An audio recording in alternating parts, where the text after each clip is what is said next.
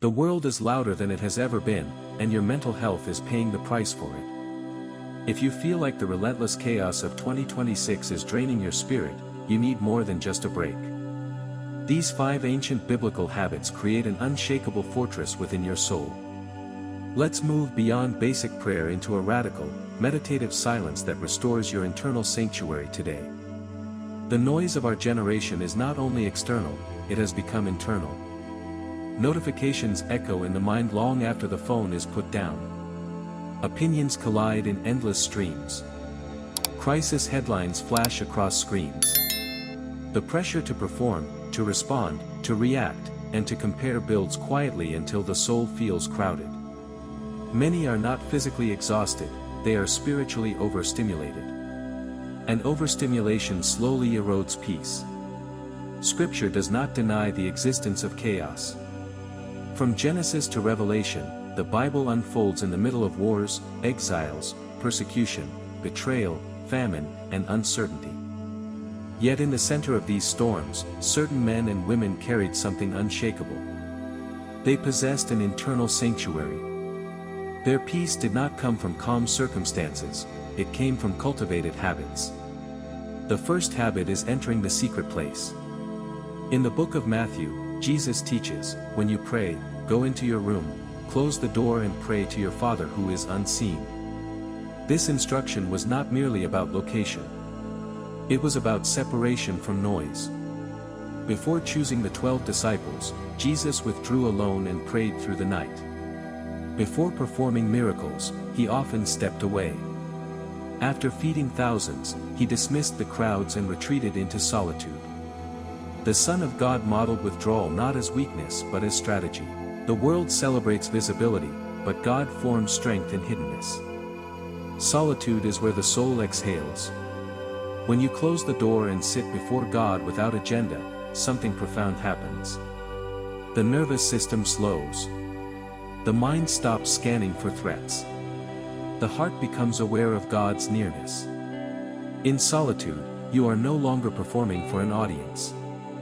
You are simply present. This habit confronts a modern lie, that productivity equals worth.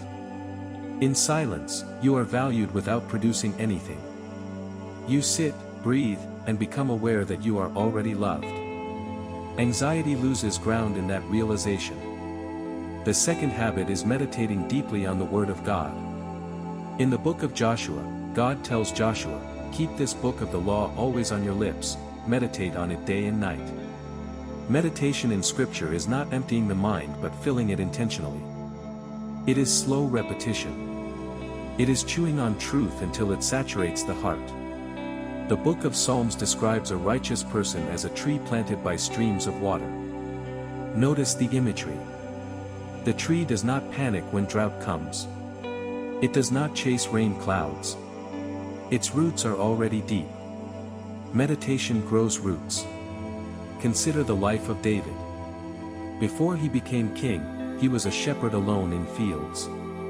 Those silent years were not wasted years. They were formative years. He sang. He reflected. He spoke God's promises aloud. Later, when he stood before Goliath, his confidence was not spontaneous, it was cultivated. His private meditation produced public courage.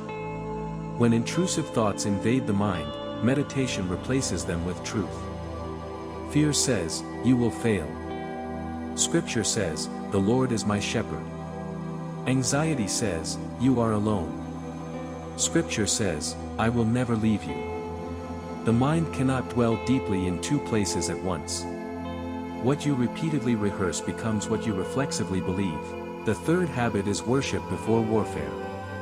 In the Old Testament book of 2 Chronicles, King Jehoshaphat faced a coalition of armies far stronger than his own. Fear spread quickly. The threat was real.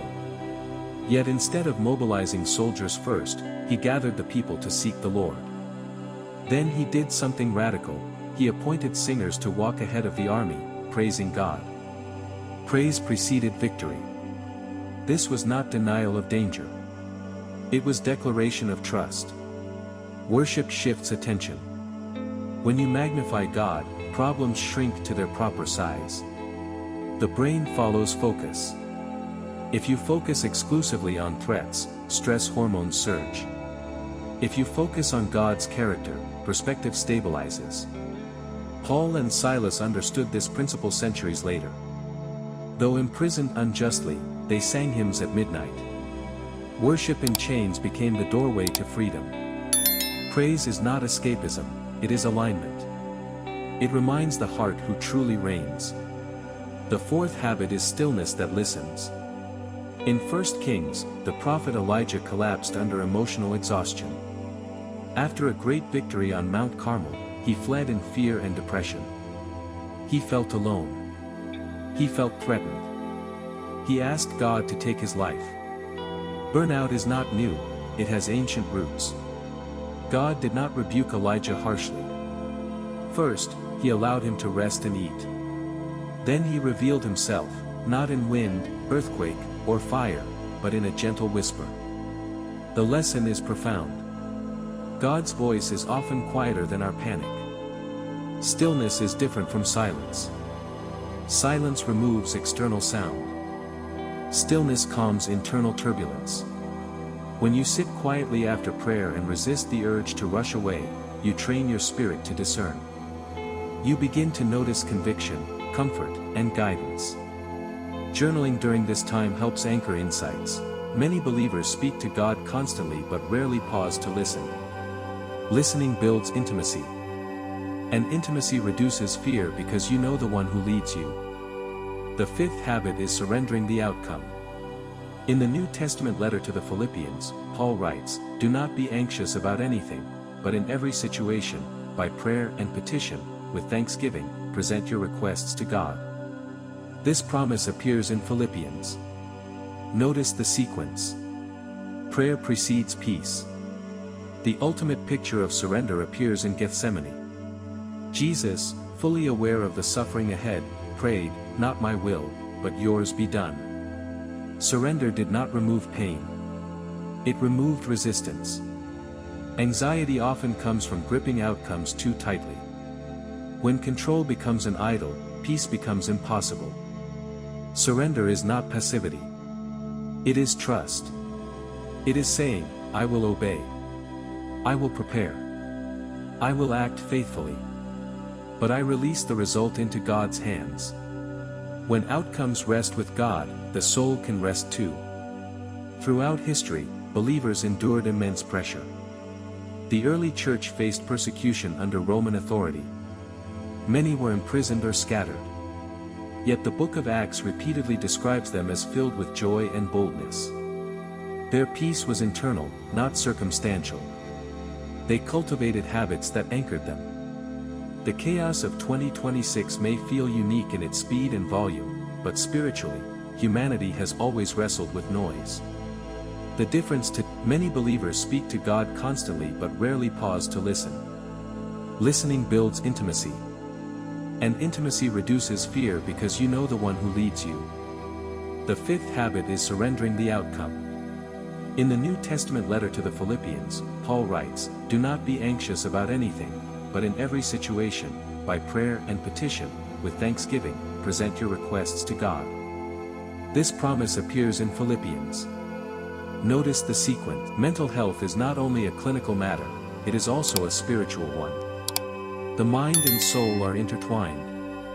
Scripture repeatedly calls believers to renew the mind. What you consume shapes your internal climate. If headlines are your primary meditation, anxiety will grow. If Scripture is your meditation, peace will grow. Consider Daniel in Babylon. Though exiled into a pagan empire, he maintained a rhythm of prayer 3 times daily. External culture did not dictate his internal climate. When threatened with death for praying, he continued. Consistency built resilience. Or think of Mary, the mother of Jesus. After receiving the angel's message, Scripture says she treasured these things and pondered them in her heart. Pondering is meditation. She carried mystery without panic because she reflected deeply. These habits are ancient, yet profoundly relevant. They do not require wealth, technology, or status. They require intention. Even 10 focused minutes can begin transformation. Start small but remain consistent. Imagine beginning each morning before touching your phone. You sit quietly. You read a short passage. You repeat a phrase that anchors you. You offer gratitude before requests. You release your day to God. That rhythm, practiced daily, will slowly rewire your responses. When conflict arises, you will pause instead of react. When uncertainty surfaces, you will breathe instead of spiral. When criticism appears, you will filter it through identity rooted in Christ. The fortress within your soul becomes noticeable not because storms disappear, but because you remain steady. Now let us pray. Heavenly Father, in a world overflowing with noise, we confess that our hearts have grown restless. We have allowed headlines, opinions, fears, and expectations to crowd our thoughts. Forgive us for seeking peace in places that cannot sustain it. Teach us to love the secret place. Draw us into solitude where we can remember who you are and who we are in you. Quiet our racing minds. Slow our hurried spirits. Help us meditate on your word until it reshapes our thinking. Let truth uproot fear. Let promises silence lies. Plant us like trees beside living water. When battles surround us, teach us to worship first. Put praise in our mouths before panic forms in our minds. Remind us that you are greater than what we face. Train us to be still and recognize your whisper. In moments of exhaustion, meet us gently as you met Elijah. Restore our strength. Renew our calling. Give us courage to surrender outcomes we cannot control. Where we have gripped tightly, help us release. Where anxiety has dominated, let peace rule instead. Build within us an unshakable fortress. Guard our minds. Guard our emotions. Guard our spirits. May your presence become our sanctuary. We declare that chaos will not define us. Fear will not lead us. Noise will not consume us. You are our refuge and strength, an ever-present help in trouble. In Jesus' name, amen.